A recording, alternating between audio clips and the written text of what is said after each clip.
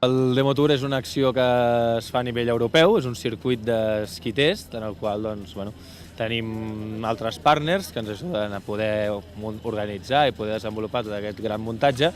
I la finalitat és, com tots els esquiters, de provar els esquís de la col·lecció actual per potenciar les vendes i per facilitar una compra més segura al consumidor final. És novetat a nivell global, però nosaltres ja l'any passat ja teníem un esquí polivalent de pista amb rocker. De fet, el rocker ja fa temps que està en el freeride, amb l'snowboard. De fet, l'hem recuperat de l'snowboard, al igual que va passar amb el carving.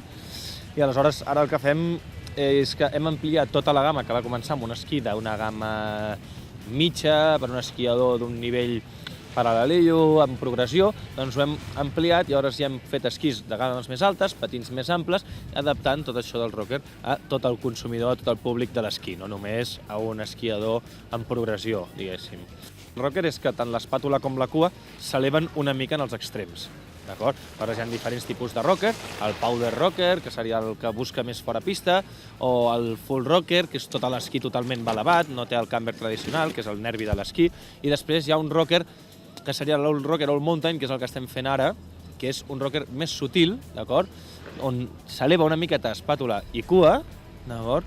I això el que ens dona és un alt pivotatge, molta facilitat d'entrada i sortida de curva, adaptació a tot tipus de terrenys, són esquís molt polivalents, tant per sortir fora pistes, per entrar pistes, equilibrats molt bé per fer una bona conducció, etc. Sobretot és això, la clau és un alt nivell de pivotatge i molta facilitat d'entrada i sortida en curva. Aleshores, a l'estar una mica elevats, també l'adaptació al terreny és molt millor.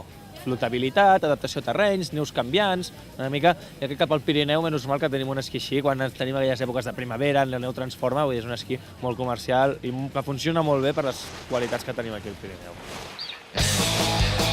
La nostra gamma Experience, a nivell de cotes i a nivell de radis, sorprenen perquè estan molt ben equilibrats les línies de cotes, ja que en patins de 83 o 88, que són patins molt amplis, estem sobre uns radis de 15 metres, 16 metres, fins i tot en mides de 1,76 o 78, el qual han aconseguit molt bé un equilibri entre el que és un ampli patí amb un radi relativament curt i al tindre el rocker, lògicament, l'entrada i sortida de curva, en cap moment ens adonem que portem unes fustes molt amples, però en canvi en la fase de conducció sí que tenim unes altes prestacions de seguretat i d'estabilitat, que és el kit de la qüestió.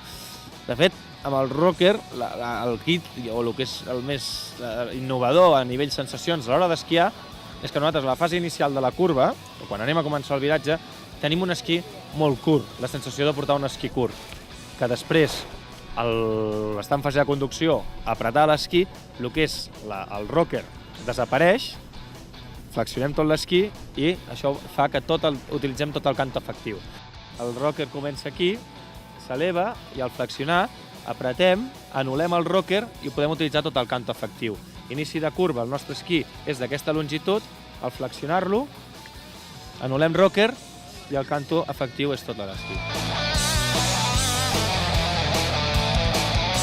Nosaltres, a més, dintre del rocker també afegim tot el que és el Cascade Tip, que és una espàtula progressiva, diguéssim, li diem el Cascade Tip, la tecnologia Cascade Tip, el que fa és que el laminat interior de l'esquí, que és amb fibres de vidre, és progressiu, va deixant d'aparèixer la zona superior de l'esquí, la zona de l'espàtula. Primer llaminat, segon llaminat. Això fa que el centre de gravetat a una espàtula normalment el trobaríem a aquest punt. En aquest cas, el baixem fins aquí, al centre de gravetat de l'espàtula, el qual fa que l'esquí sigui més proper, la transmissió sigui més propera a la neu, i a més, al reduir el pes i la duresa a la part superior de l'esquí, té més capacitat de torsió a l'espàtula, i això una vegada més, a part del rocker, ens fa una vegada més facilitar-nos l'entrada i sortida de viratge, sobretot l'entrada de viratge. El rocker si desbancarà o no desbancarà el carving, jo crec que no desbancarà perquè lògicament el rocker ja porta carving, no? Llavors anirà al gust del consumidor. Realment són els altres tipus d'esquís, són esquís molt còmodes, molt fàcils, molt todoterrenos. Crec que és un esquí molt comercial i molt còmode per l'esquiador de cap de setmana, diguéssim, això.